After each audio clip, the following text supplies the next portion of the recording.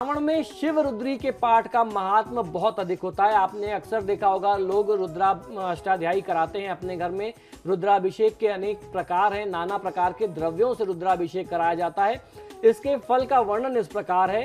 शिव पूजक सर्वप्रथम संकल्प करे, तत्पश्चात शिवलिंग को पंचामृत से स्नान करा करके निष्ठा पूर्वक यथाशक्ति ओम नमः शिवाय का जप करे। सुयोग्य ब्राह्मणों द्वारा रुद्राष्टाध्यायी का पाठ करवाए और उसका स्वयं श्रवण करे।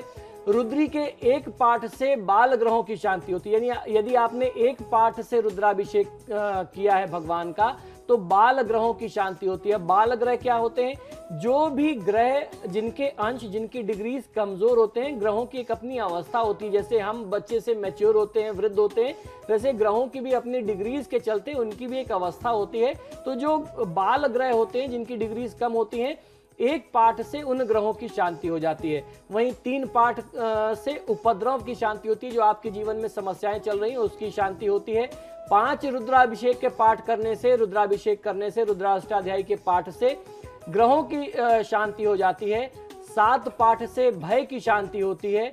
9 पाठ कर लेने से सभी प्रकार की शांति और वाजपेयी यज्ञ की प्राप्ति होती है। और 11 पाठ कर लेने से राजा का वशीकरण होता है, ऐसा हमारे धर्मशास्त्रों का मत है, और विविध विभूतियों की प्राप्ति होती है। इस प्रकार 11 पाठ कर लेने से एक रुद्र का पाठ पूर्ण हो जाता है। रुद्र का अर्थ ही अगर आप व्याकरण में देखें, हिंदी व्याकरण में, यानी 11 होता है। तो जब आप 11 पाठ कर लेते हैं तो एक रुद्र का पाठ पूरा हो जाता है।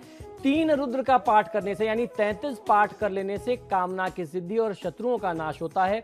5 रुद्र का पाठ हो जाने से शत्रु और स्त्री का वशीकरण होता है।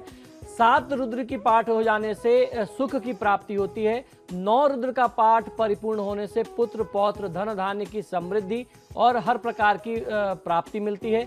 इस प्रकार 9 रुद्रों का पाठ कर लेने से महारुद्र का फल प्राप्त हो जाता है, जिससे राजभय का नाश होता है, शत्रु का उच्चाटन होता है, धर्म, अर्थ और काम और मोक्ष की सिद्धि मिलती है। इन जो पुरुषार्थ चतुष्टय हमारे धर्मशास्त्र में बताए गए हैं उनकी सिद्धि होती है।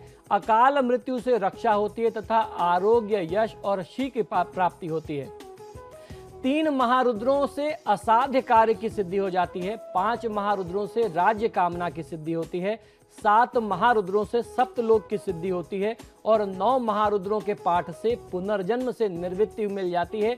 यानी ये जन्म मरण के बंधन में जो हम मनुष्य फंसे हुए हैं, इससे हमको मुक्ति मिल जाती है। ग्रह दोष की शांति, ज्वर, अतिसार, वात, पित्त व कफ जन्य रोगों से भी रक्षा होती है।